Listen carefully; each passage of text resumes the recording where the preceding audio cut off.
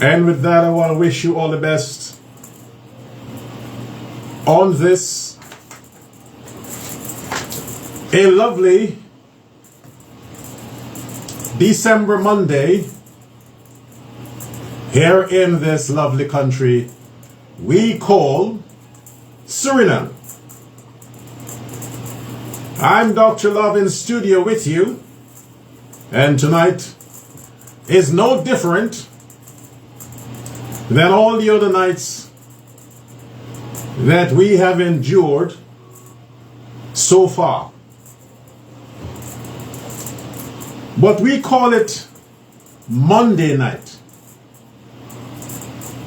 Mandak, Monday, the day of the moon, moon day or the moon's day. You know, the moon in the sky that gives us that chilling, sensual, romantic, seductive kind of feel when we are gazing upon the moonlight. For those of us who may have experienced the spark of emotions in being with someone and trying to, you know, express our feelings, to let the lady know how we feel, so we can get over what we actually want to get over. That kind of moon. So it's the moon's day, it's Monday, it's closer to the holiday, the 25th of December,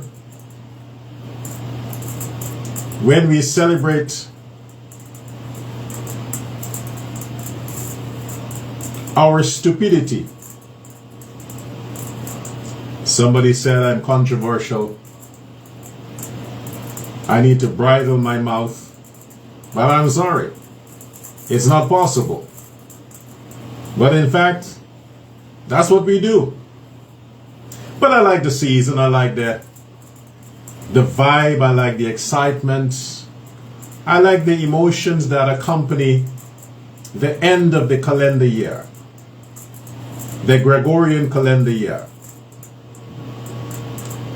But according to nature, according to our ancestors, the countdown of the end of the year begins in December. It takes 3 months to complete the closing of this yearly cycle. So December, January, February, and the year starts to re-emerge from March. But we have to go with the mainstream. Hence, we may be seen as an outsider. But tonight it continues. Tonight I have a tight schedule. And I want to talk about the relationship with the President Santoki and his wife, the First Lady, Melissa Santoki. I didn't get the other name quite, so I'll just say Melissa Santoki. First Lady Melissa Santoki. I'm going to talk about the relationship. And also, I want to start a series to focus on horoscopes. We have 12 months in the calendar year. Should be 13 months. But let's go with the mainstream. People are kind of defensive and sensitive, and you know, people hate change. They just want to go with what they're used to going with. So let's go with that. We'll just go with the 12 months of the year, starting from January to December. So every week, I am going to feature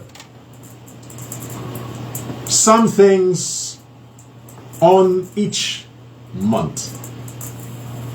I believe in horoscope. I believe astrology.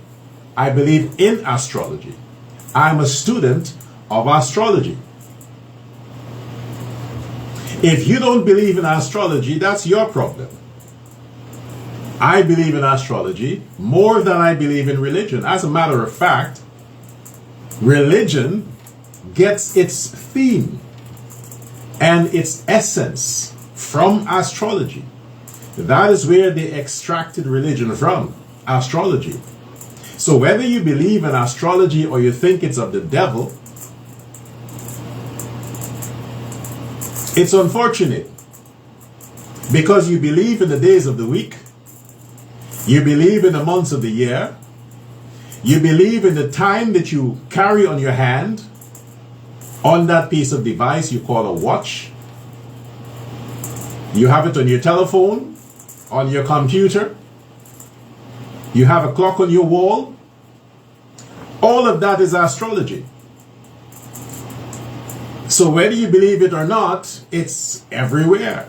Your life depends on it. That's why you go to work at 7 a.m. and you sign out at 3 p.m. It's astrology. The fact that we are going to celebrate the 25th of December, that is astrology. The fact that you have your church day on Sunday, the day of the sun, that is astrology. So whether you like it or not, astrology is astrology. It's the thing. Now, I don't just like astrology. I believe in astrology. I'm a student of astrology. So I'm going to feature that on the show. And because we are in the month of December, I'm going to talk about December women. Women born in December. From the 21st of November to the 21st of December, under those moon cycle, you are considered Sagittarius. Okay? So whether you like it or not, if you're celebrating your birthday or your birth date, the date that was recorded of your birth or your Earth day, if that is recorded between the days of November 21st to December 21st, you are Sagittarius, Sagittarian. So I'm going to deal with the dark side of women born in December. And before you decide to date, listen now, I'm talking to men. Before you decide to date a woman born in the month of December, a Sagittarius woman, you need to listen to the show. You need to keep your dial just here. You need to allow the video to play out to its completion, because you will want to hear this. And I'm not dealing with the good side. I'm not here to offer compliments. I am not here to praise anyone. I am not here to talk good about anybody. I'm just here to talk about the dark side of December women. If you want to know if there's anything good about December women, well, you have to find it out on your own. But I'll tell you what's bad about them. The ugly side. The side that they don't want you to know. I'll share that with you. So if you are a woman born in the month of December, I suggest you switch off the channel. I suggest you do not click on the video. Because I'm not talking to you. I'm talking to the men who may want to date you. But if you are already in a relationship with a Sagittarius woman, then I'm just going to give you a few tips that you probably already know, or you suspected, or maybe you're not privy to the details. You don't know what to look for, so therefore it might be just there in your face and you have no idea that that's what it is. So those and more coming up on tonight's program. And I want to also mention something about this continued focus that we have on men who have this insatiable appetite for young women. So therefore, I would say I'll just say the things that usually people are too timid to talk about, afraid to talk about. They don't want to be judged. I'll talk about those stuff. This is what I'm here for. I'm here to talk about things that people consider too sensitive. You know, for example, if we have to talk about politics, now, by default, naturally, there are people who would say, just by face value, I should not say anything nice about. Let's deal with Suriname here. They don't think that I should talk nice about the president, Santoki, simply because I'm a black person and he is Hindustani. I am supposedly Christian. I didn't say I am. Supposedly. Some people just assume that if you're black, you have to be Christian. I'm Christian, he's Hindu. So therefore, as a Christian man, I should not be talking nice things about a president who's a Hindu and who's a Hindustani. You see, this is how people just label you. They put you in a group profile. This is what you should do. This is what we expect of you. But if I should do the opposite, and if I should say something nice about the president,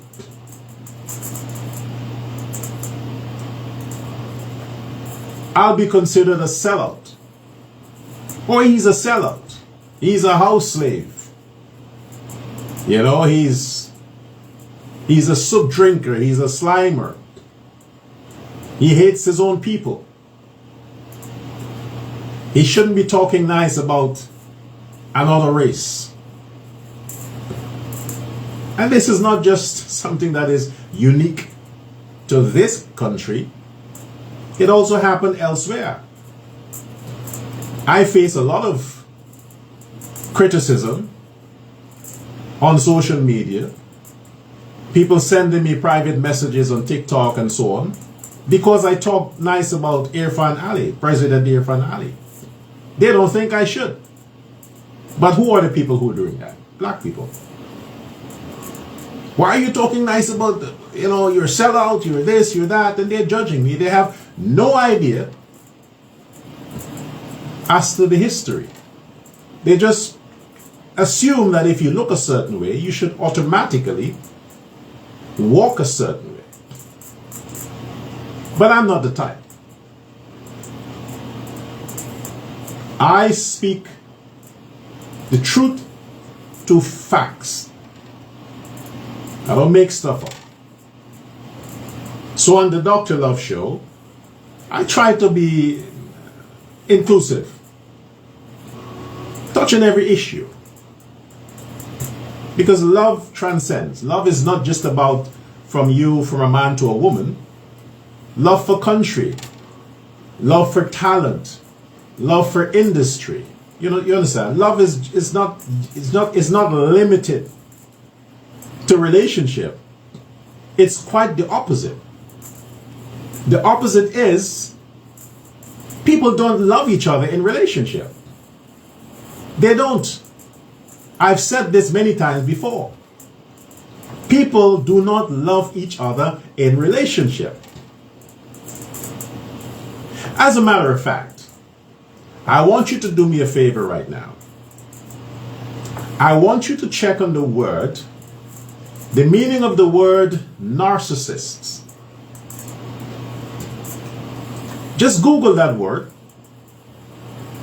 and check on the meaning of the word narcissist. A definition. If you have your telephone there, just check it up quickly. Narcissist. Check on the meaning of the word, the definition. Not who is a narcissist. What is it? How does it define the person? What are the definition for the word narcissist? Someone who's narcissistic is someone who's a narcissist. Just check that for me. Now, in case if you don't have your phone there, you're just looking to, you want me to help you out. Now, let me see if I can check it here quickly. It's a noun. Okay. It's in the grammatical term, it's a noun. And we look at who is a narcissist. So, basically speaking, someone who's a narcissist, I'll break it down, is somebody who's full of themselves. A narcissist is someone who's all about them. Me, me, me, me, me. I. I'm important. I'm special. I'm a saint. I'm an angel. Everybody loves me. I want everything. I want the attention. I want... And it goes on. Narcissist is all about that individual. That's what narcissist means. If somebody say you're a narcissistic, it's because you're full of yourself. You're self-centered. Everything is about you. Nobody else matters but you. And this is something that people like to label politicians, rich people, billionaires, persons who are famous or so-called celebrities. People even call me a narcissist. But hear what the truth is. Hear what is the fact of matter. Everyone listening right now, or that may later watch the video, you're a narcissist too. We are all narcissists. Everyone is a narcissist. Everyone. So when you're calling, like the president, he's a narcissist, that's because you are one. Look in the mirror. The first narcissist that you know is the one that you see every morning in the mirror. So let's get that out of the way. We are all narcissists. Every one of us. Don't accuse the other person of being a narcissist. You are one. By nature. By nature, we are all narcissists. So let's get that out of the way. Now, the other thing I want to talk about tonight is that there is a particular pastor who has ordered his members. Now, I had no idea that I'm that popular amongst Christians. I thought nobody listens to me. I thought that nobody gives a darn about my opinions. I didn't know that so many people follow what I'm saying. I had no idea, because I do not look at, I don't have time for that. I don't check on numbers. I don't check on, I just do what I got to do. I say what I have to say. And if I have to talk to one person, that's enough for me. I'm not interested in millions of people. No, I'm not interested in that. I want to build one person at a time, one stone at a time, one individual, one mind at a time. I want to mold and shape. That's it. So to hear that there are a few people who follow what I'm saying and actually implement some of the things I'm saying, I'm like, okay, I wasn't aware. So this pastor, I'll let you know later on that he told his members about me. He seemed to know a lot about me, so let's get into it.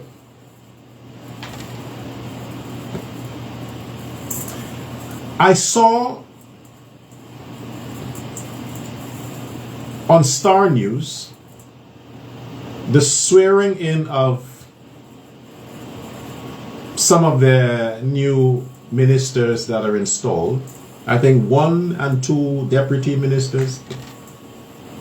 So I was following the ceremony and I noticed something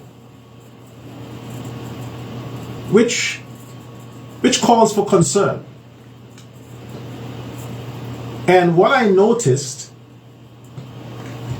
it got my attention because I'm aware of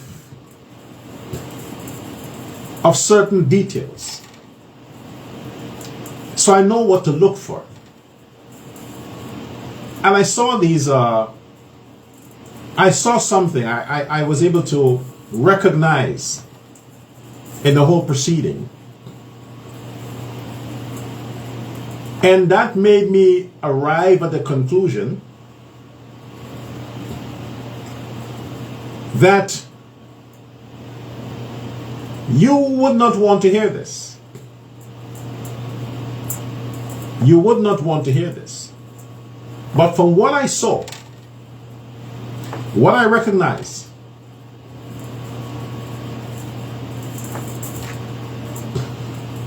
it doesn't seem likely. It does not seem likely that the president will lose the next election. It doesn't seem so. From what I have observed, from that little insignificant gesture that I noticed,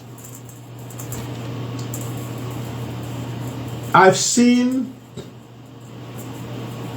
who and what is behind the president. He doesn't stand alone there. He is backed by some very, very powerful forces. Very powerful forces. And these forces control everything. Everything they control. So I thought, this is not something you can fight. You can't fight it. It is bigger than the president. It's bigger than the opposition. It's bigger than the country. So if my suspicions are correct, the president will be re-elected next year. Will be re-elected next year for a second term. If my suspicions are correct, the president, Santoki, will be president again next year. From what I have seen during that ceremony. I haven't watched previous ceremonies, or maybe I forgot, but that of yesterday, or today I think, caused me to arrive at a conclusion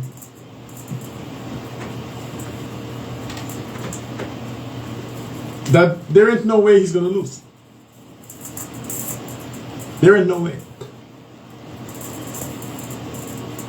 So, if you were waiting to hear me say that the president will lose the elections next year, I'm sorry.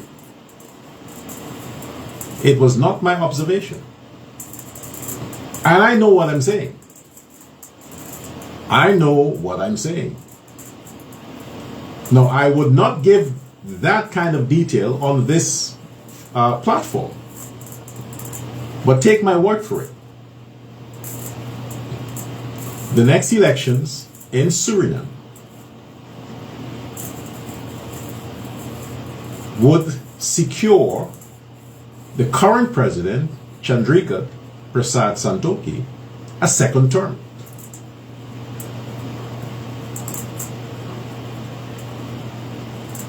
Watch and wait. After, I would explain why I said that. But before, I wouldn't. But I'll tell you after he wins again why I said he will win again. Because I saw that today by watching that ceremony. I saw in the video he'll win again. So let's get it out of the way. I just wanted to mention that. And for starters,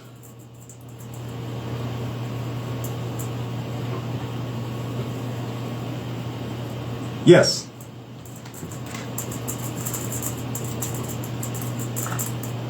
okay, I'm not really taking any apps tonight or calls, but because there's a lot I want to get over that are on my agenda. So let's talk about this issue with. We had a few weeks ago, we had a case where this 12-year-old girl. For this, what I want to say, I'm gonna leave out the label girl, and I'll say a 12-year-old female. This 12-year-old female, allegedly, based on what was published, skulk, or she absent regularly from school to go and cuddle with an older man sexually for his and her sexual pleasure and enjoyment. And after which she returns to school, and this was discovered and investigated, and it was concluded that this is what was happening. So because of their age disparity, it is concluded that this man has committed an illegal act on a minor, even though this female willingly, by choice, went with this older man. Because of the laws on the books, because of the civil laws on the books that says the age of consent, as was determined by the people who drafted the law, and they were not that age, they were older men who drafted the law to say she has to be, 16? To consent to sex. And for marriage, she has to be 18. This is laws that were drafted and debated upon and made a part of the laws of the land by older men. Women were not a part of that. The women are the ones who pushed it during the early 1900s when they had this issue with the wars and scarcity of men and things like that. The feminist movement, you know, do your research. You'll get to see where this came from. So it's applicable to a certain demographic.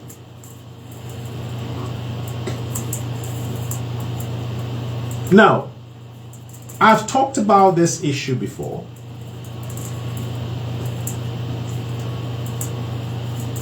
And I'll bring it up again tonight. This appetite that seemed to concern so many people, why men are interested in younger females. It's something that there are people who finds it unbelievable, inhuman, immoral. They can't understand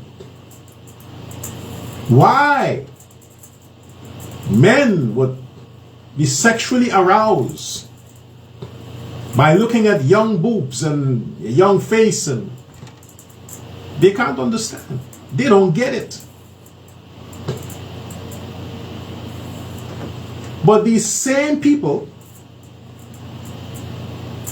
the same people who are condemning, arresting, sentencing the men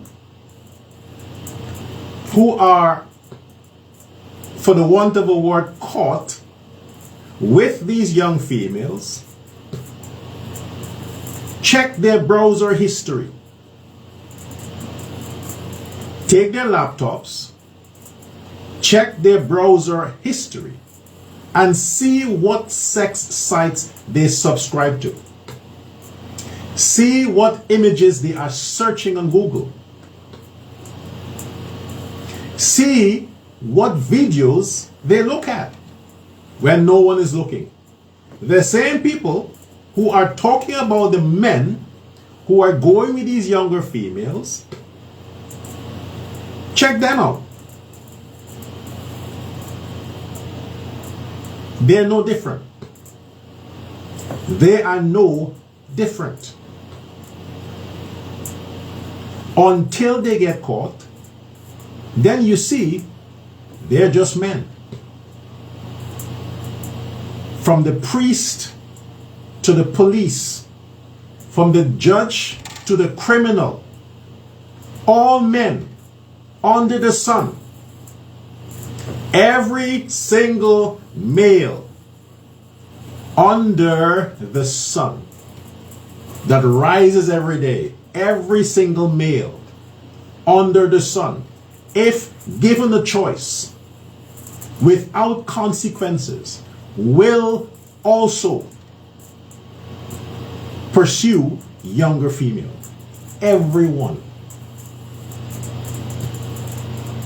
The only reason why a lot don't is the fear of publicity and jail. That's why they don't.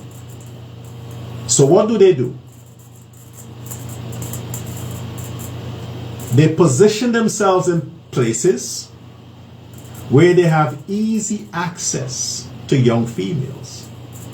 Or they travel to countries where it's legal, where nobody judges you, where it's her decision. Those same men. But how are you supposed to know that? You don't, right? Now, why am I talking about this? Because no matter what you say and how you say it, you need to embrace the fact. And a lot of the women especially, who take the position and like to comment on social media, comment on these platforms and call people names and labels. A lot of you are lucky that Kamala Harris lost. You're not sad, you're lucky.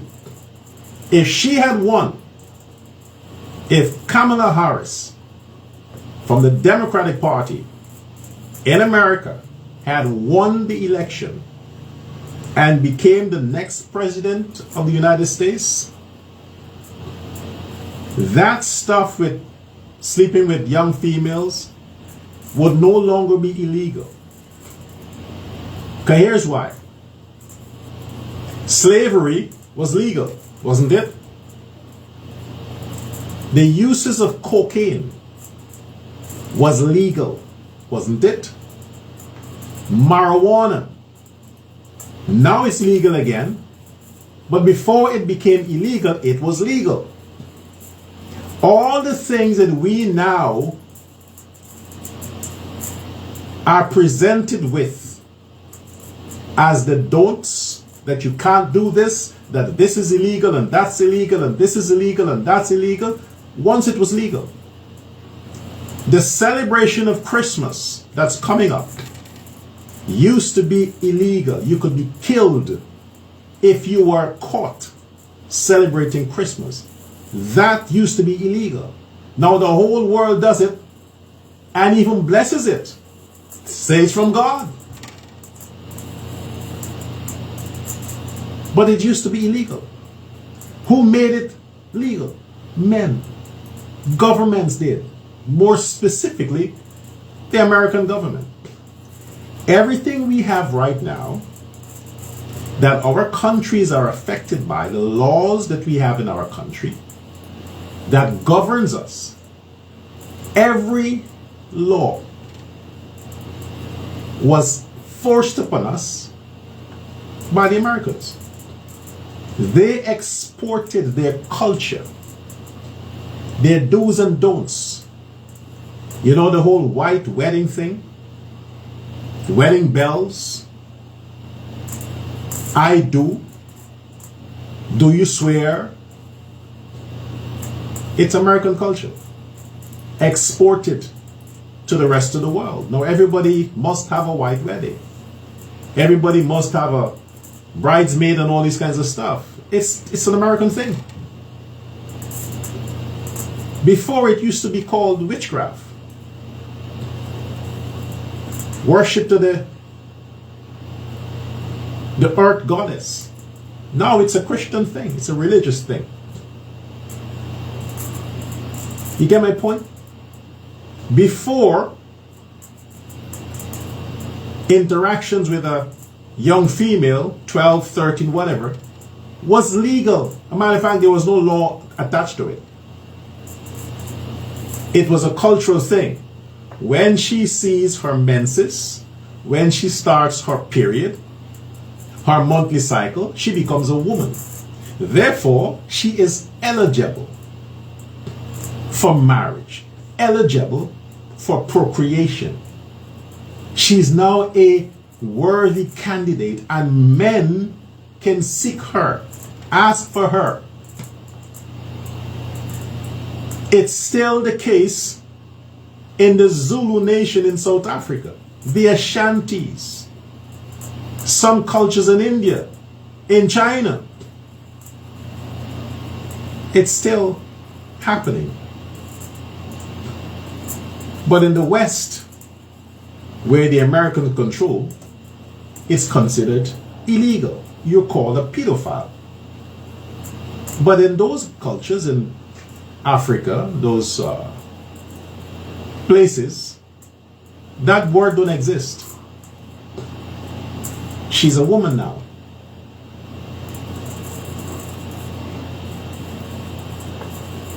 Men create the laws and men change the laws. What I'm saying here is,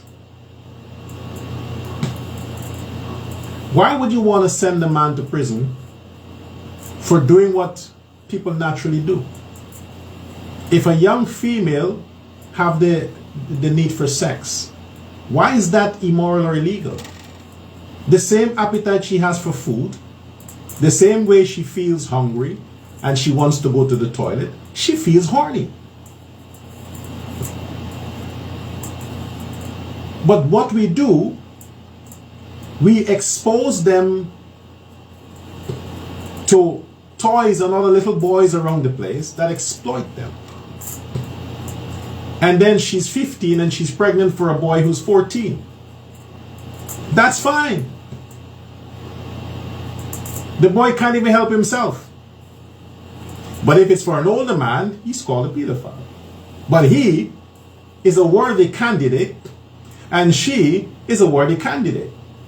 Because that same young female, when she reaches twice the age, she may not be able to bring forth a child. She's too old for that.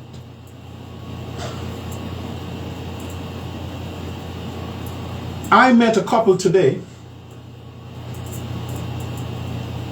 They're together for 15 years. 15 years. They met when she was 30. Now she's 45. And she was holding back the tears, telling me that they have tried so many times to get pregnant. She tried. She took treatment. Went to Holland. Didn't happen. Did not happen. Why? You think she was born barren? No, she wasn't. No female is born barren unless they have a medical condition. Every female is born with the capacity to bring forth children. Every female. Now, why do some lose that opportunity? Why? Lifestyle choices. Lifestyle choices. The choices they make growing up. Because the first set of eggs that starts to come down when she starts experiencing her period, those eggs are not utilized. They're not utilized. So whether she starts her period at 12 or whatever age, and nothing happens by the time she's 25, or she uses birth control pills, or she may have had abortions, or whatever it is, maybe from the things she ate, has affected her fertility. She thinks that, hey, I'm a woman, so therefore I'm getting my period, I can get pregnant. No, it doesn't work like that. The same thing with men. A lot of men got the opportunity to become fathers later in their lives. Because as teenagers, the sperm has not that strength and quality. So this is why our ancestors never allow boys and young men to get involved in these kind of arrangements. They never match young females with young males. That was not the purpose of young males. Males that were developed beyond a certain age, they were the ones who were procreating, because the sperm is not just about the sperm. It's about the DNA. It's about personalities. So for that to develop, the person has to develop.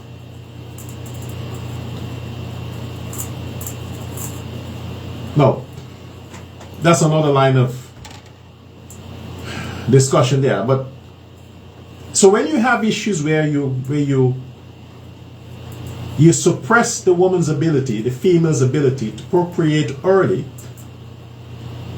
and she is distracted with this idea that, no, you have to study, you have to become somebody, you have to finish your school, you have to get a job, you have to finish university. Then you can think about making babies. And by the time she goes through that school process, she finished high school at 18, university at 24, she has to start a career. So at age 30, when her body loses its potential, the attractiveness is gone, that's one, because women age faster. The fact that she has not utilized her femininity in by way of the biology associated with being a mother, the reverse happened. It goes into reverse. So she never gets the opportunity to procreate. It's too late. Because she's busy trying to build a life. Becoming a professional person, a career person. For what? What is she going to do with this career? Get a house? Get a job? She has a career at age 50? To serve whose purpose? What's the benefit of that? Which man walks around saying, I want a woman who has a career? Which man does that? He wants a young, attractive woman. That's what a man wants. That is appealing to his eyes. And when that happens, he gets a harder, firmer erection, and he's stimulated. His body produces more sperm because of that boost that he gets, knowing that he has this young potential mate. He gets a kickstart because, hey, it's pleasing to the eyes. He is driven, motivated. That's why men go after young females. It's a stimulant. They naturally can have erections. But when they have to suffice with older women, they got to use Viagra. They need to drink something to get it up. Because their eyes, what they're seeing on the woman is not enough to arouse them. They have to settle for that. So they sneak around, they sneak out to get to younger females. The older woman, she's too tired. She has a lot of issues. Her head hurts.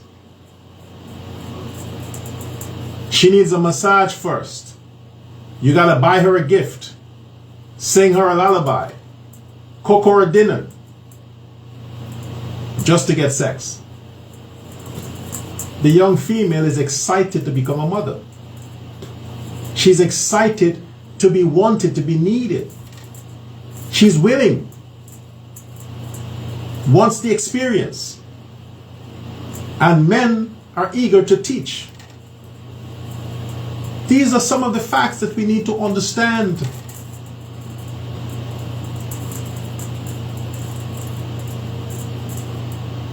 You think an older man is going to have a one-night stand with a young female? If it's possible, he wants to marry her, take her home, be my bride. They have one-night stand with older women that will serve no other purpose.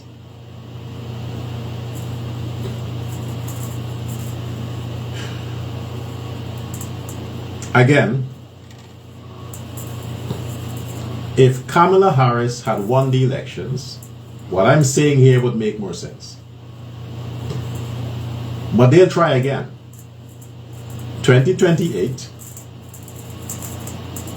the next American election, they might very well achieve that objective.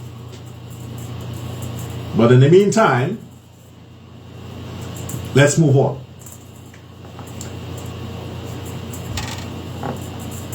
Now, this thing I've heard all around since before the breaking news, the revelations from the son of the president, Rishano Santoki, the revelations from Rishano Santoki. Since then, because he had something to say also about his father's relationship with his wife, with his father's wife. Since before that, I've heard chatter here, chatter there, gossip here, gossip there, about what is happening in the president's house when it comes to his wife, the first lady. So, I thought, since I'm Dr. Love, I'm not the president's advisor or therapist or counselor. The president don't consult with me about his love issues. Neither does his wife. I thought I'll do my own research, because this is a public couple. This is the president of the country, President Santoki, and his wife, the First Lady, Melissa Santoki. He is the first mate. He's the first male and she's the first mate. The term that was concocted again by the Americans. That's why we're all saying First Lady. The Americans started it. See what I'm saying? They export their culture. So here we go. The president and the first lady. What's up with their relationship? It concerns us because if there is trouble at home, there'll be trouble on the street. So if a man has marital problems, it will affect him some way or the other, because the man is human. So if the man has issues with his wife, that will impact his ability to be stable emotionally when dealing with matters that concerns the nation. Your home has to be right. So is it that the president and his wife are no longer together, but they just appear in public whenever necessary to fool the people? Is that the case? Is it that they live separate lives? She has her own attention somewhere else and he has his attention somewhere else. They live in separate beds, sleep in separate beds, so separate bedrooms. Is that the truth? Are those the facts? Should we be concerned?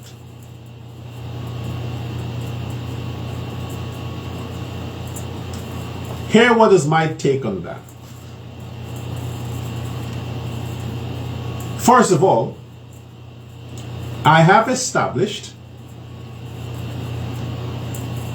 that whatever issues the president has with his son should have been worked out privately. But while that is father and son problem, allegations were made against the sitting president of a country by his son. Now the son is not known to be an agent for the opposition. He just did it in his capacity as a son who is angry with his father. Now maybe the son needs to see a psychiatrist. Maybe he needs therapy. Whatever it is, that's for them to figure out. But it was also alleged that there are problems in the bedroom of the president. Now, from my little research, I'll say this. The president's wife, note I'm saying wife, not estranged, ex, former, I'm saying wife. I'm speaking present tense. Melissa, First Lady Melissa, she's of November, isn't it? A Scorpion. Her birth date is November, somewhere in November. Correct me if I'm wrong, but I think it's public knowledge. And the president is February, which would make him a waterman. Aquarius. So we have an Aquarius and a Scorpion. A waterman, the water bearer who carries the water, and a Scorpion who also falls under a water sign. One is a water sign, one carries the water. Now, they are two different personalities. What you must understand, briefly, is that Scorpion women don't do well in politics. They don't like the spotlight in politics. They're very good actors, actresses, performers. Politics is different because these people are very, very sensitive. Thin skin, sensitive. So they prefer to stay away from politics because politics is nasty. It's dirty. Nasty. Aquarius, on the other hand, they can deal with it. Aquarius people can deal with that kind of attention. It doesn't in any way shift or alter them in any way.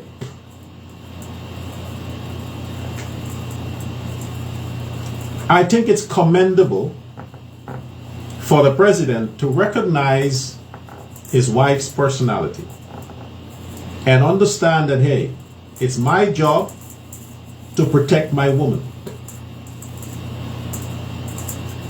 It is because of me she became first lady. She didn't ask to be in the limelight. Whether I was president or not, she would have still been my wife. So either way, I cannot force this on her. Yes, people may speculate. People may draw their own conclusions because she's not everywhere, there and everywhere, into everything. So they will say, hey, well, what's up? Other first ladies were, because other first ladies were not Scorpion. Different planets react different ways. And that comes to the point where the man's wife was first his wife before she became the wife of the president. She was first his wife before she got that title. He did not marry her because he wanted the first lady. He married her because that's the woman he wanted to be with. President or not, that's the woman I want to be with. She responded to him, president or not, that's the man I want to be with.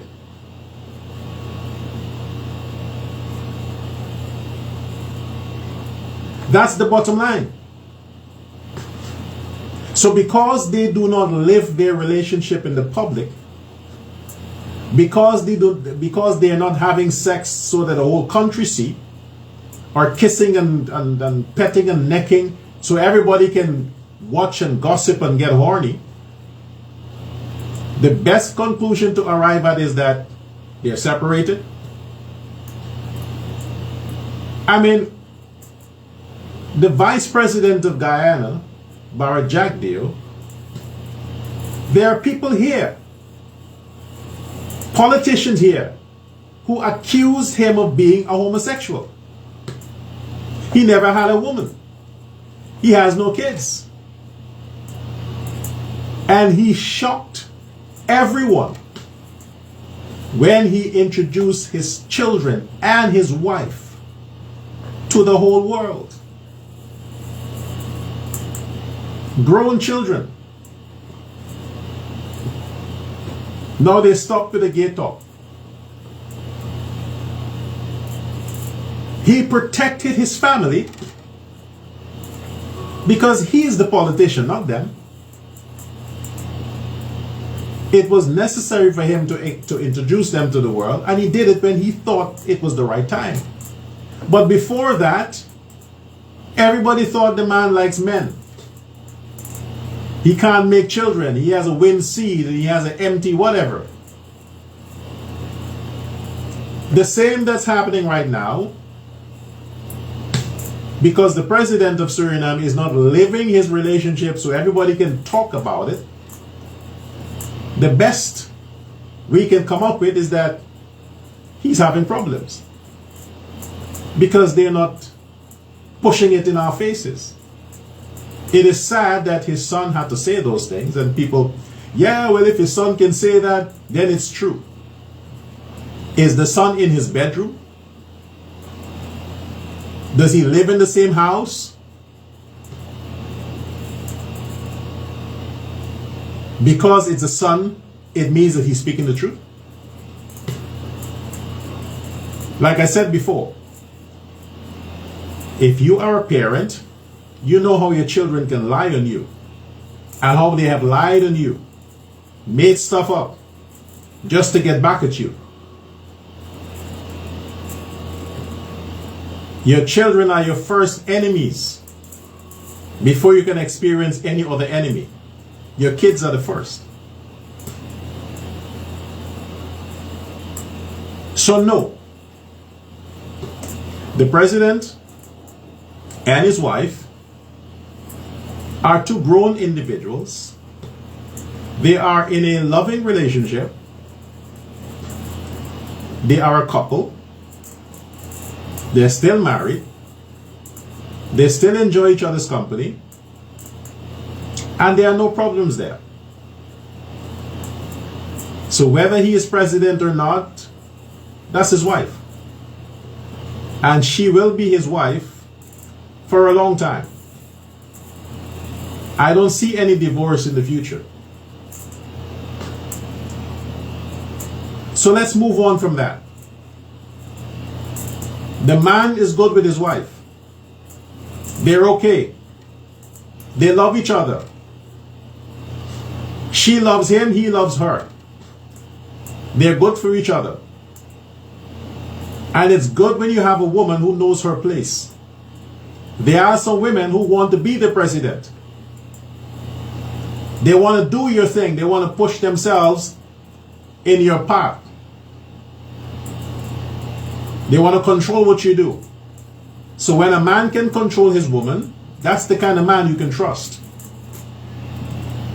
And he can control his wife. So yes, you need somebody like that that you can trust. You don't want a president that his wife dictates what he does. And every time she's there, she's the one who... You have countries where you have those things. And what's happening to those countries? The next thing you know, she is running for president. Luckily, you would not have that case in Suriname because the man controls his wife. She knows her place. He is the politician. She's not. She's his wife. So the president of Suriname and the first lady of Suriname, they have a loving, safe marriage. You hear it from me. And if I tell you, believe it. I have my sources. Nothing is wrong there. Don't make stuff up. Don't listen to his son. At the end of the day, that's his son. You will be put aside. They're going to repair their relationship. You will be cast aside. So stay out. Keep your mouth out of the people's story. Okay. So, let's move on. What do we have here? Do you know what we heard about the goat and the goat and the goat? When somebody is like LeBron James, he's the goat. This other person, this other lady that is the gymnast, Simone Biles? Biles, she's the goat. And the goat, the meaning that they associate to it is greatest of all times. The goat. But it's deeper than that. It's very deeper. It goes very, very deep. That's on the surface. That's what they want you to know. But when someone is labeled as the goat, they don't make themselves that. They have to be elected, selected, or anointed, not by you, the public, by a special organization. And that special organization has a hierarchy. And on top of that hierarchy is a deity they call Baphomet. Now, Baphomet is represented or portrayed with the features of a goat. The horn, and the goat is one of the animals that climbs to the top of the mountain. It can climb anywhere. It keeps going up. The steepest hill a goat can climb. There are many characteristics of a goat. A goat is also significant in the voodoo culture. Most voodoo priests, if not all, when you visit them, you will always see a goat there. Always. Most temples, you will see a goat. The syllables G-O-A-T, as in referring to Baphomet, it also means God of all talent. What is a talent? In your Bible, it says God gave 10 talents. He wants you to invest it. Make the best of it. Those who did not utilize their talents, what happened? Read the scripture for yourself. Baphomet is the God of all talents. What makes LeBron James great? His talent. Simone Biles, her talent. Messi, his talent. Will Smith, Denzel Washington. What makes them great? Why are they called the GOAT? Their talents. That's it. Talent is what makes them great and gave them that label, the GOAT, which represents God of all talents, who is Baphomet. I'll leave it there. Okay.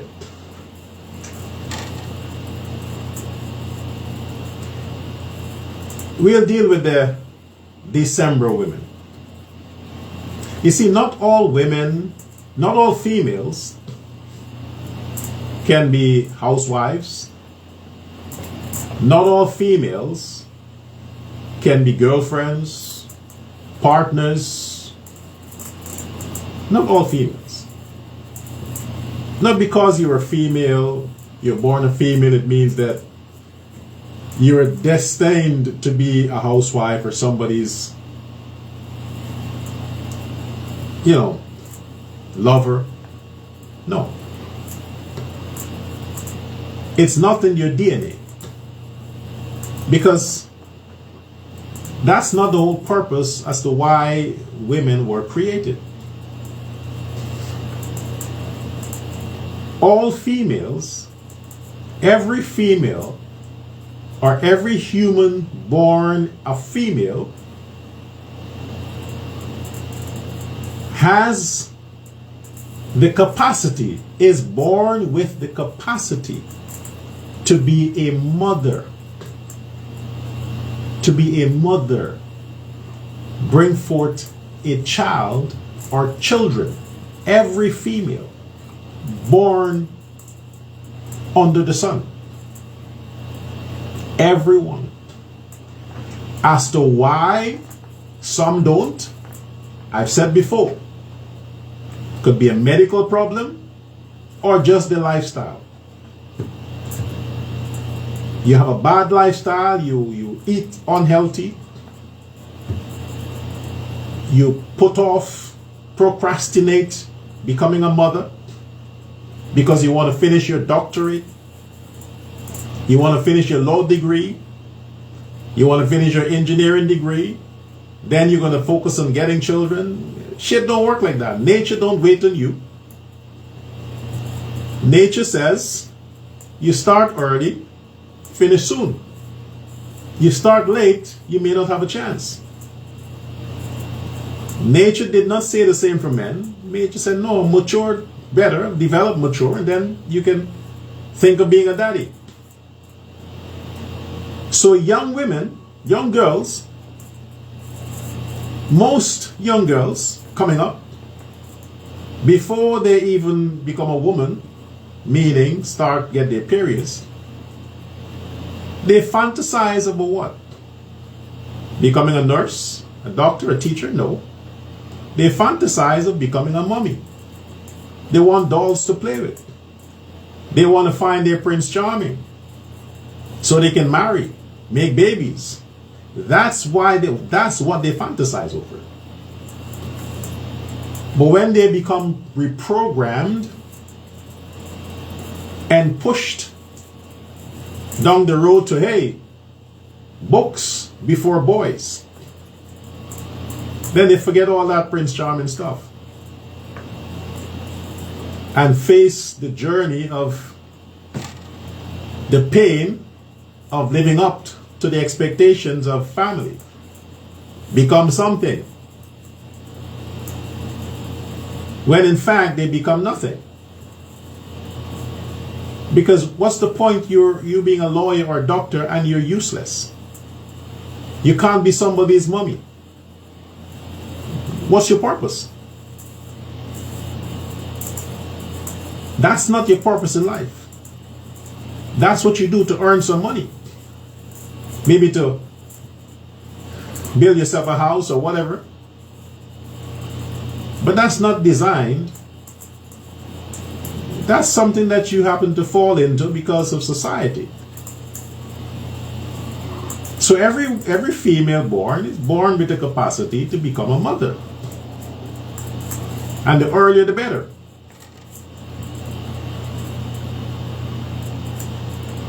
On the contrary, When you look at young boys, young males, they're not fantasizing as a young man becoming a daddy. They're fantasizing becoming a superhero. They're thinking about becoming a warrior.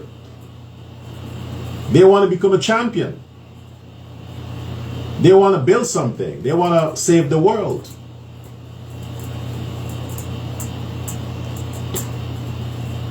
Why? Because that's the capacity.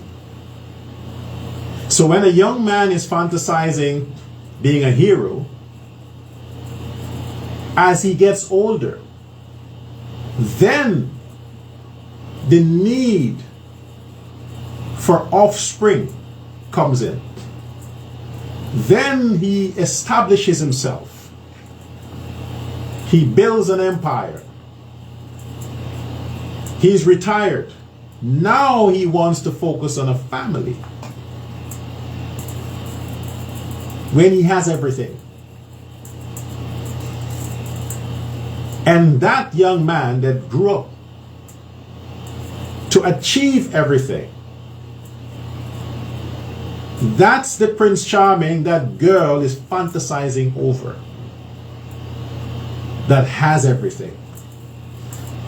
That can provide her with comfort. Buy her nice things. She ain't fantasizing over a boy.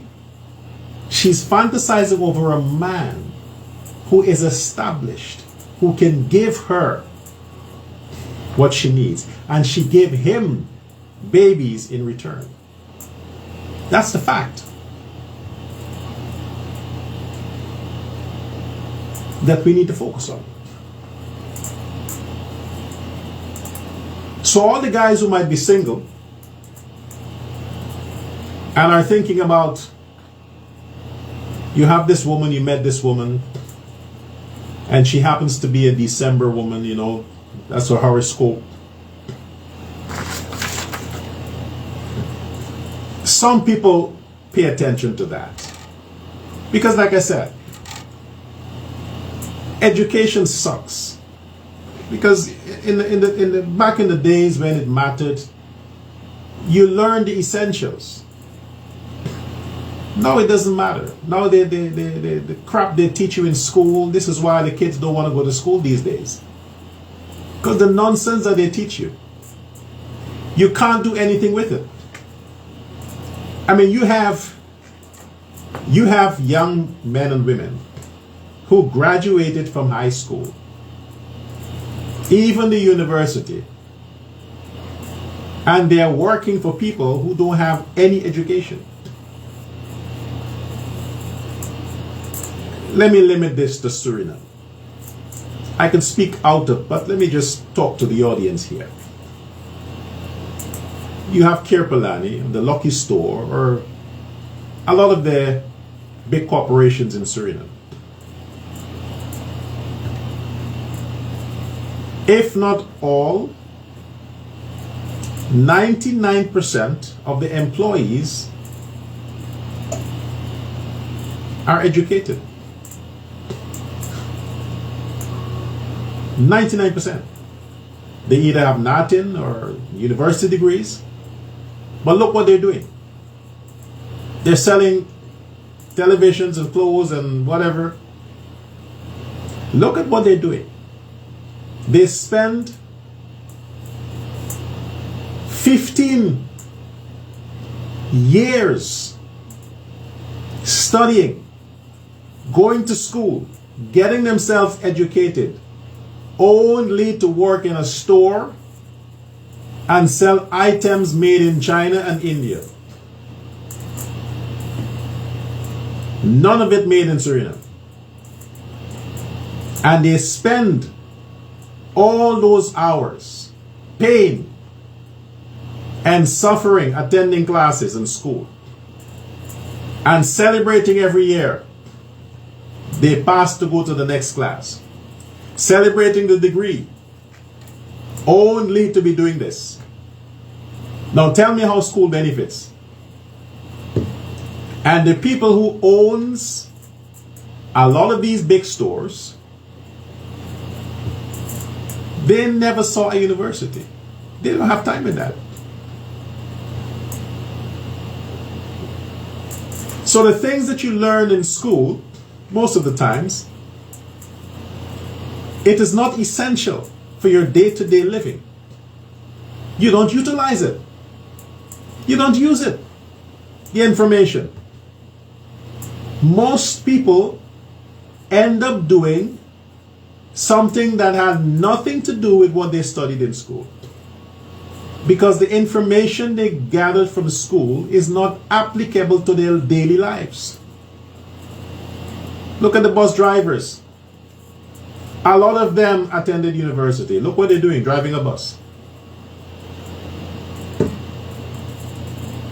Taxi drivers. A lot have degrees. People who are selling their own products. They have a little shop here, a little stand there. You know, they're hustling. Most have spent their years and money attending school. Look at what they're doing today. If they had a choice,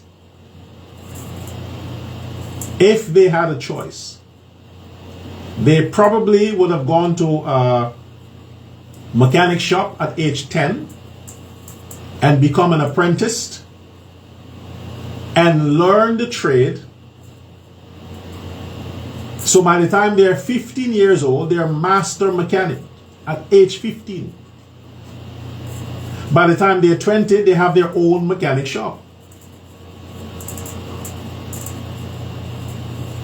This is what happened in the past. You take young boys and you make them apprentices to trade.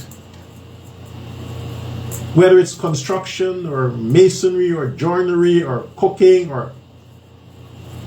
So when they spend that early years as an apprentice to a professional, by the time these boys are 25, they're rich. But look at now today. Look at what it is. Girls used to learn sewing, making clothing, making this, making that. They can make their own clothing. Now they're too distracted and pressured to run to school. Oh, go to school, it's good for your education. Like they say milk is good for strong bones and teeth, which was a lie. They tell these girls, no, don't do this, don't do that. School, school, school, school, school. Okay. Look around you. In all the stores, supermarkets, the shops, who do you see working there? Young females who have all attended high school. That's what their money is worth. And if they have to learn something else, they have to now go again and study to become a nurse or a teacher and keep on studying until they retire. That's the cycle. But if you take them early and say, hey, what do you like doing? You like sewing? Okay. Send her to a tailor shop or a seamstress and say, teach her to sew. You have men, Calvin Klein and these guys, making underwear for women to wear. Men doing it. And these men are billionaires. Why can't women make their own underwear? Their own dresses, their own clothing? Why? Because they are distracted. You're sending them to school. And they're learning stuff that has nothing to do with their survival. Does not teach them to be independent. It teaches them to say yes, sir, and no, sir, and programming. until they retire. Then they have to depend on the government to give them a pension. That's the cycle. So I think it's a waste of time. Teach them a trade early. Teach them a trade. Forget about all these useless subjects you're teaching kids. Don't waste their time. And I'm speaking from experience. I have a lot of papers that are useless. A lot of degrees, useless. My talent is what carries me, not education. It's useless. Every day something new comes out.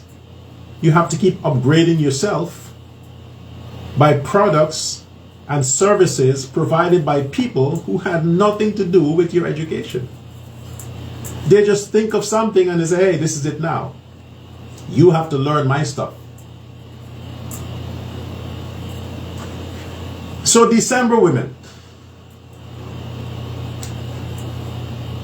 What is it about December women that men need to understand? Well, I'll tell you something.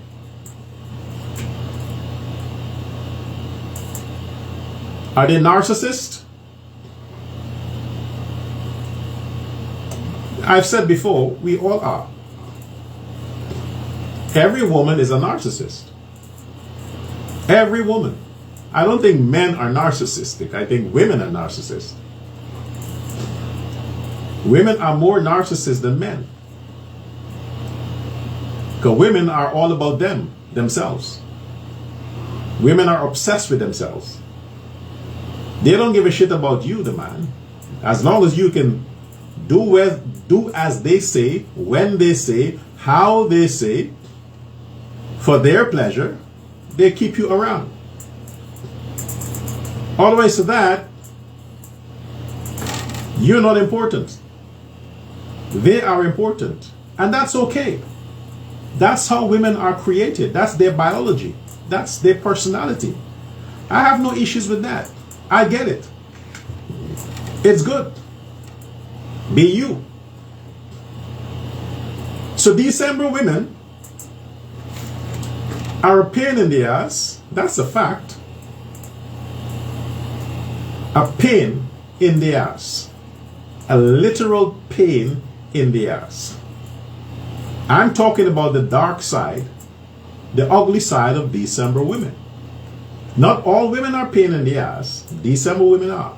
There are one set of women that are pain in the ass.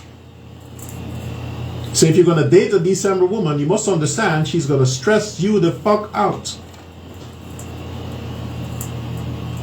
You might find yourself having to hold back from hitting her. A lot of men usually beat up on their December women. They don't understand why she provoking them. Why is she provoking me, man? After they stress me, man. That's how they are. They will stress the life out of you. They're very disrespectful. Because, and I think this is why they say they're narcissistic, because they're disrespectful. December women are disrespectful. Sagittarius women. They will tell you stuff without thinking about the consequences. Whatever comes to their mind, they'll just throw it out there. They'll tell you like it is. Yeah. They don't care how you feel. After, they might. And not every woman is like this. Some women, they think of the consequences. They rather shut up and they will tell somebody else. But a December woman is going to tell you like it is. Whether you like it or not. And this is why a lot of men often hit. Because they don't expect that. They just want to, they reflex. They just hit. Because they don't expect that kind of thing. They're like, she should be more respectful, more calm, humble. No, they're not. They're arrogant, disrespectful. They will tell you like it is, and they don't give a fuck how you feel. That's your problem. They don't apologize. Most women don't apologize, but these type of women don't apologize. They have no sense of remorse. And if you are a insecure man, if you have issues, like if you you think your penis is too small, don't fuck around a December woman. Leave it as that. Forget it. She'll let you know that your dick is too small. She will tell you like it is. I mean, she might stick around you because she might be benefiting in some other way. But if you piss her off, she'll tell you your dick is too small. Does it mean that she might cheat? Yes. Yes, it means that she might cheat. If your dick is too small and you have an attitude.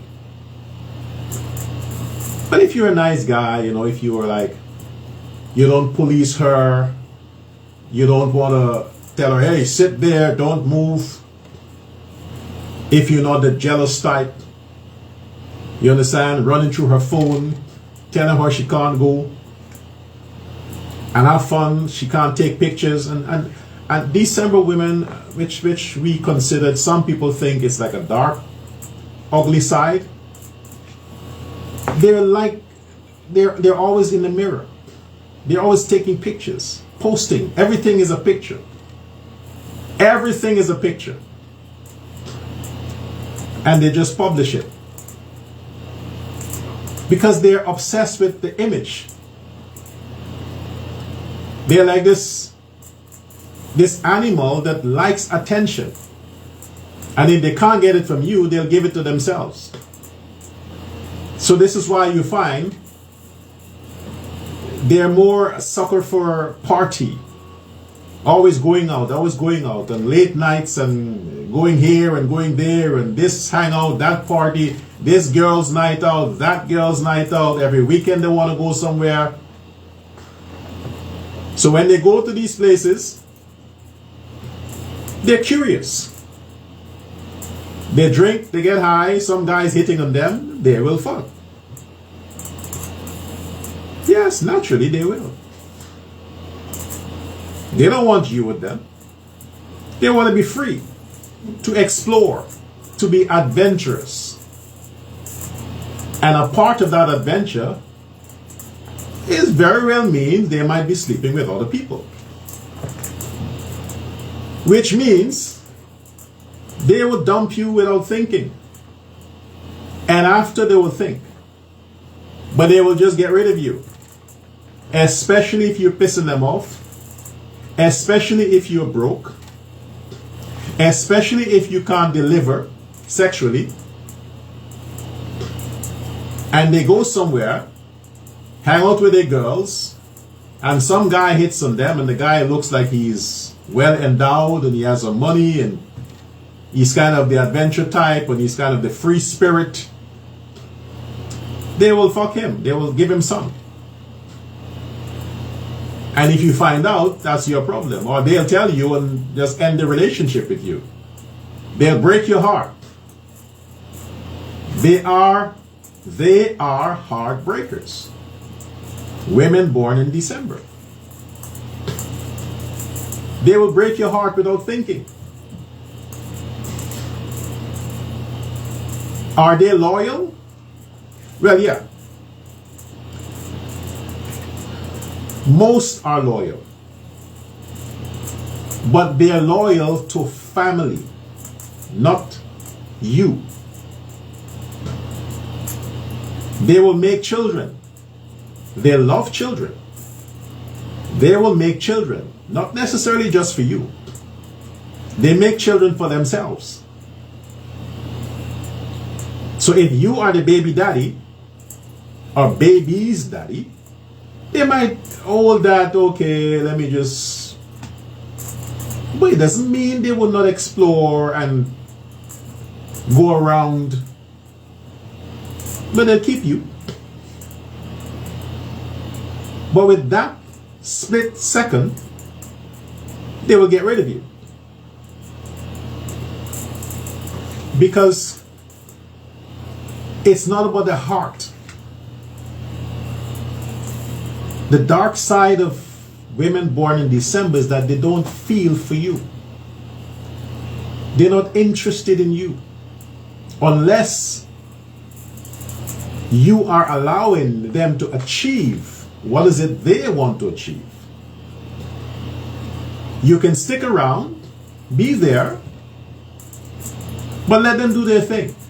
Don't come with this whole bossy thing and you want to put a stop to their activities. You want to be Mr. King.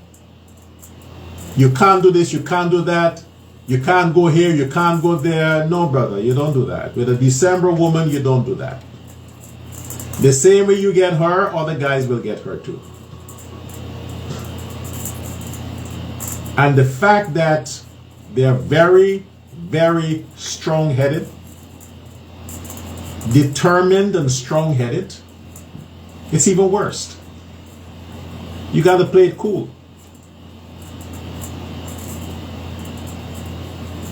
Now, this is the bad side I'm talking about here. I'm not saying that they're all that. There is nothing good about them. But I'm not here to talk about what's good, am I? I'm here to talk about what's bad. I'm Dr. Love, and I'm telling you what is bad about December women. Next week, I'll talk about another one. But tonight, it's about women born in December. Sagittarius. And hey, listen. All are the same. Everyone celibate up. Some might be saying, what the heck is he talking about? I'm born in December. I'm a good Christian. I'm this, I'm that. No, you're not. He doesn't know what he's talking about. I don't believe in those things. That is devilish. Yeah, whatever. But all December women are the same. I'm talking the same personalities. You may look different. You might be a different ethnic background. You might be from a different racial identity. But this is personality-wise. This whole race thing was introduced recently. Before we talked about race, this is why we have the 12 tribes, right? The 12 tribes represented by the 12 cycles, the 12 months of the year, 12 different personality types. There are 12 kinds of people.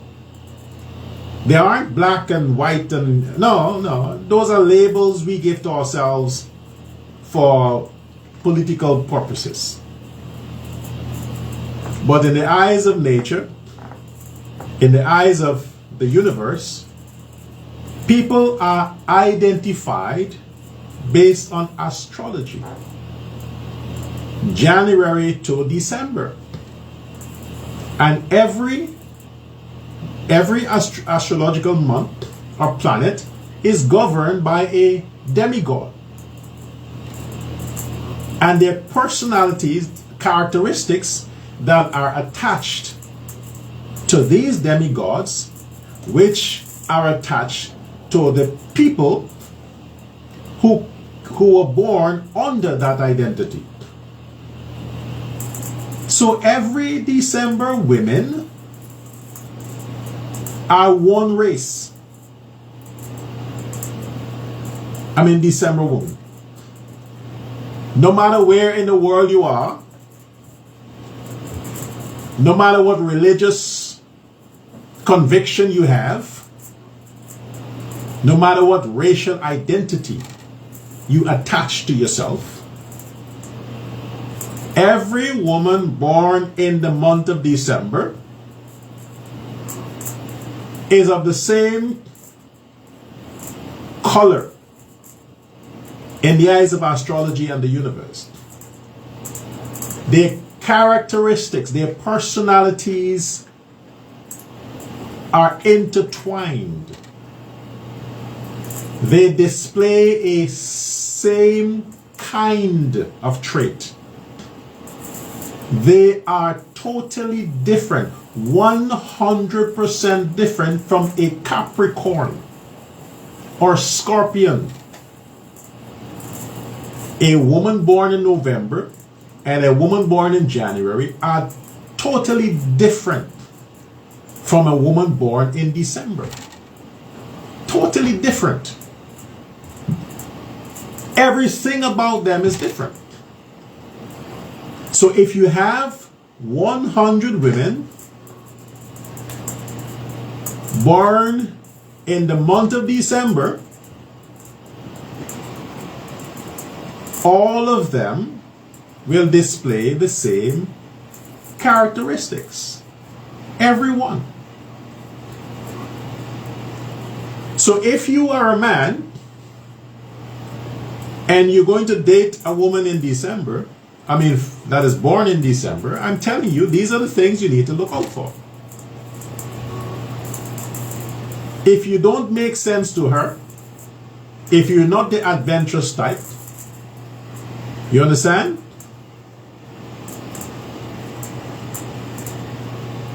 Shit will happen. So, I'm warning you. These are the things that they will do. They'll disrespect you. They'll tell you like it is.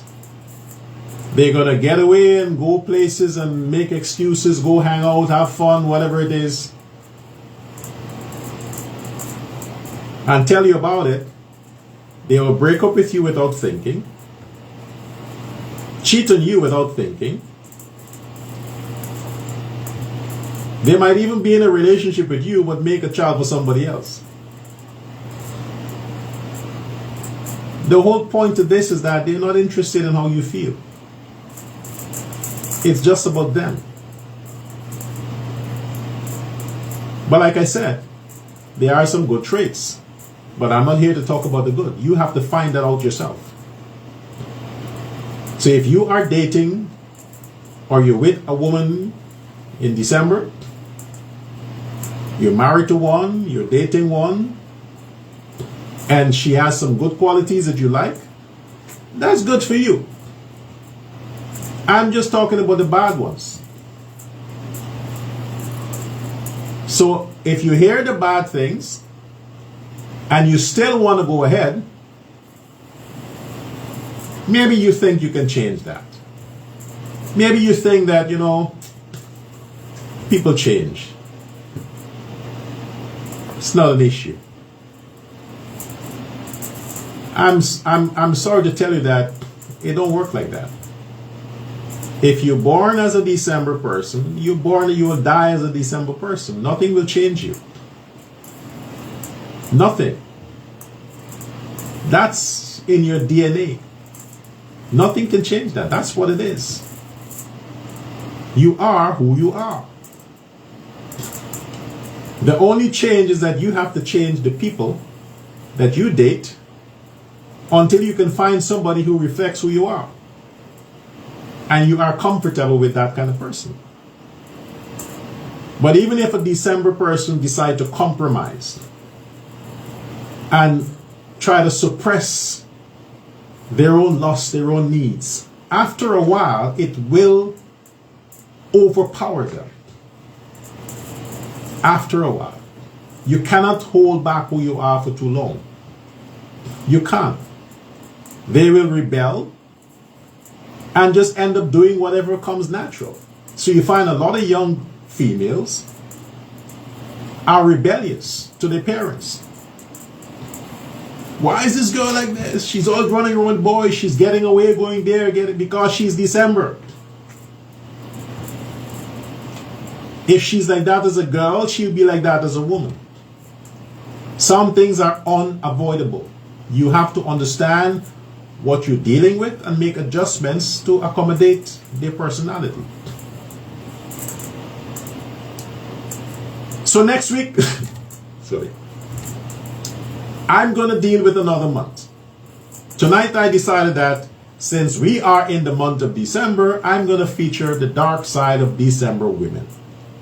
Next week, I'll deal with another month randomly. I'm not planning anything right now. Whatever comes, comes.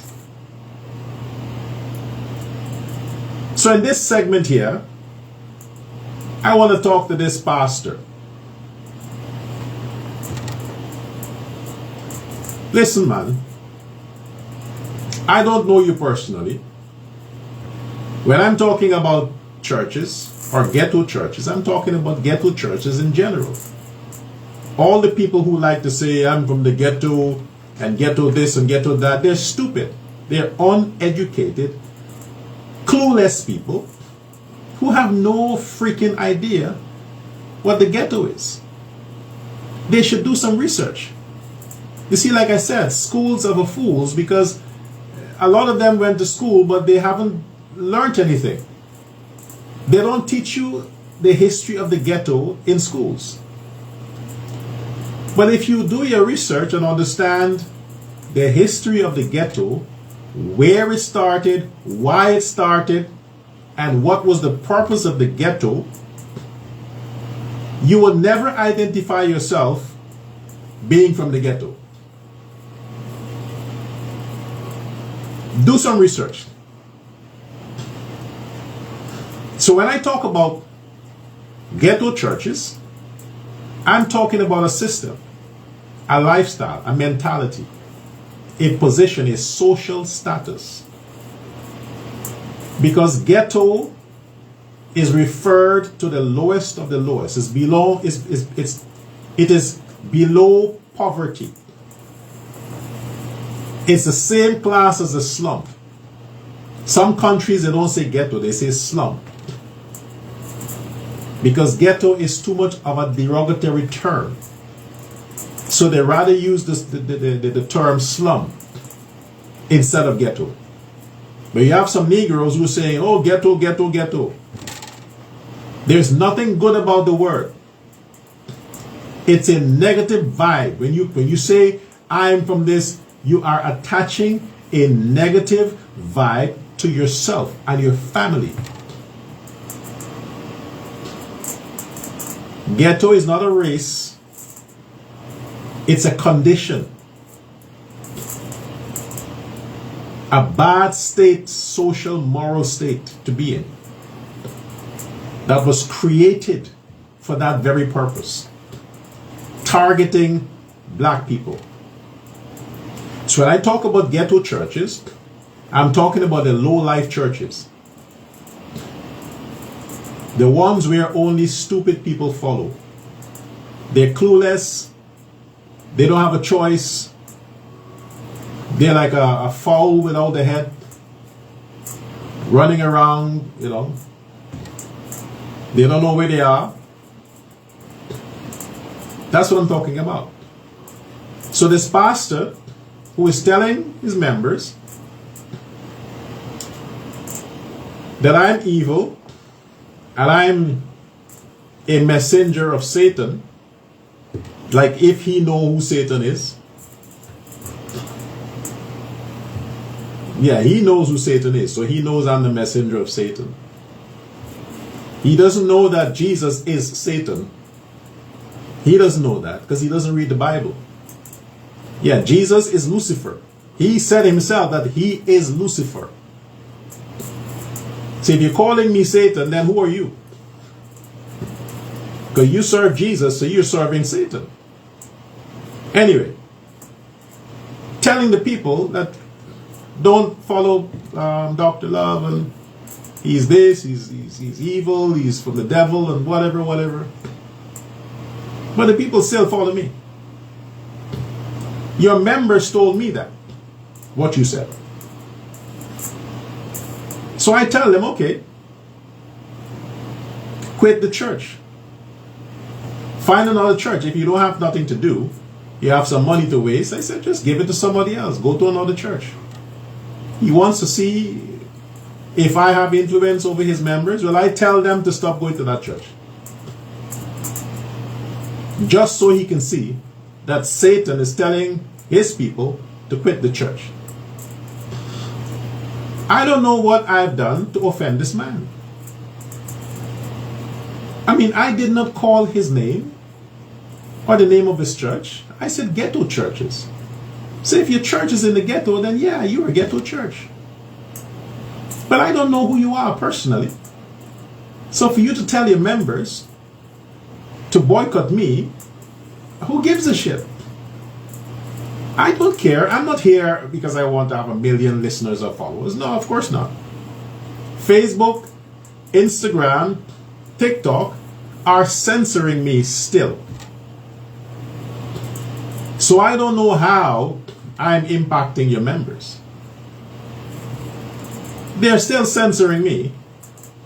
And a lot of these people who are listening to SRS, they can't do it openly because a lot of the men, their wives have a problem with me.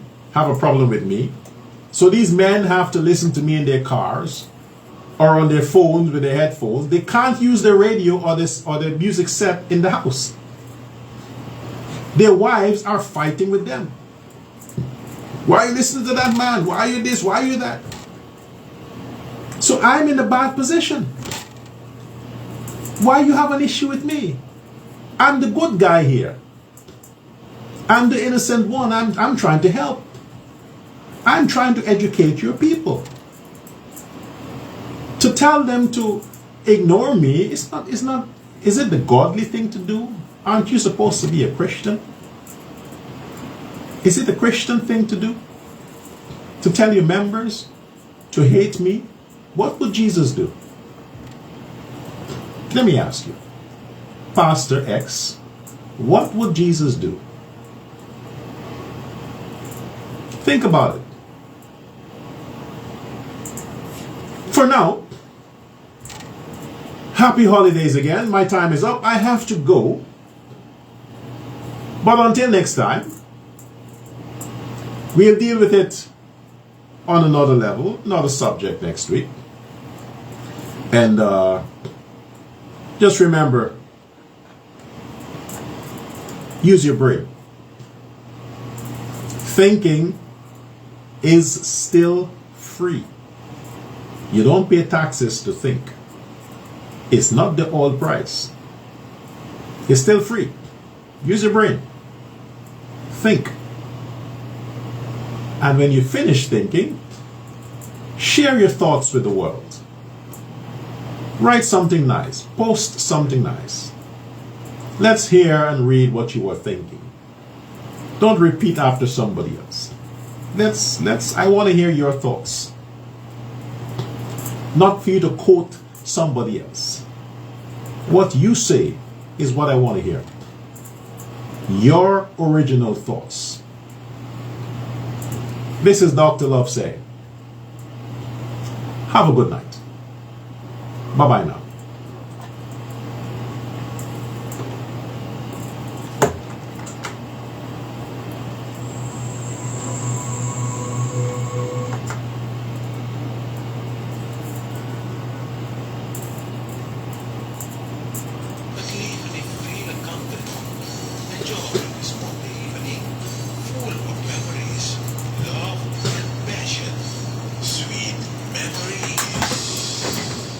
Yeah.